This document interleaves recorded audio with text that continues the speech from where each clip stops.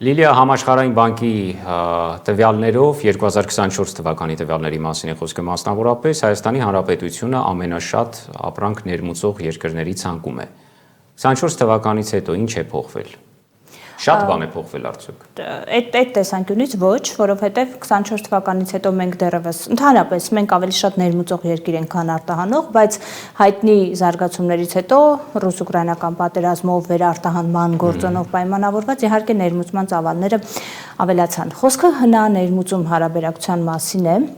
որը ինքնին որպես առանձին ցուցանիշ, միայն վերցնել ցուցանիշը եւ այդ վարկանիշում որևէ երկրի զբաղեցրած դիրքը հնարավոր չէ օբյեկտիվ լիարժեք գնահատական տալ։ Որտեւ տեսնույն այդ վարկանիշում կան երկրներ, որոնք առաջին հորիզոնականներում են, բայց օբյեկտիվ հանգամանքներով է պայմանավորված,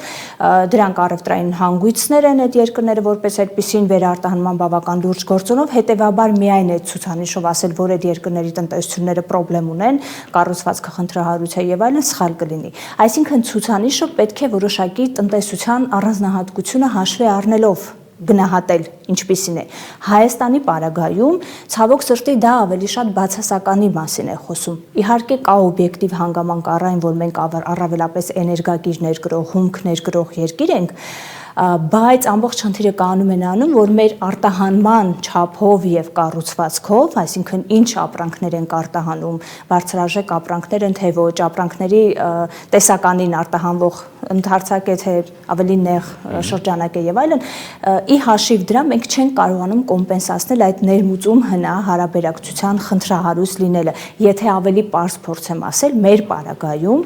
այդ ցուցանիշը ցույց է տալիս այն խնդիրը, որի մասին հաճախ ինքներս բարձրաձայնում ենք այն, որ մեր տնտեսության կառուցվածքը խնդրահարույց է։ Մենք չունենք արտադրահեն տնտեսություն, մենք չունենք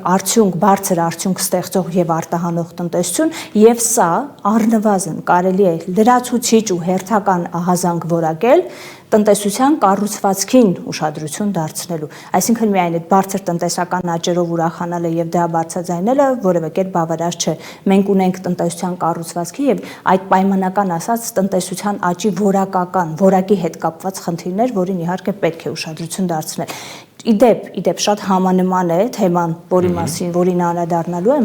պետական պարտքի ավելացման հետ, շատ նման են երևույթի տեսանկյունից, որովհետև երկրներ կան, որոնք անգամներով ավել պետական պարտք ունեն, քան Հայաստանն է, երկրներ կան, որոնց դեպքում պարտքնա հարաբերակցությունը որևէ կերպ որպես ցուցանիշ բարվոք վիճակում չէ, բայց այդ երկրների համար պարտքի խնդիրը այնքան մտահոգություններ չունի, մտահոգիչ զարգացումներ չունի, ինչպիսին Հայաստանի դեպքում են։ Այս դեպքում էլ որոշակի առանձնահատկությունների եւ որոշակի ֆոնի հիման վրա պետք է կատարել ուսումնասիրություններ, ինչն էլ փորձենք իրականացնել։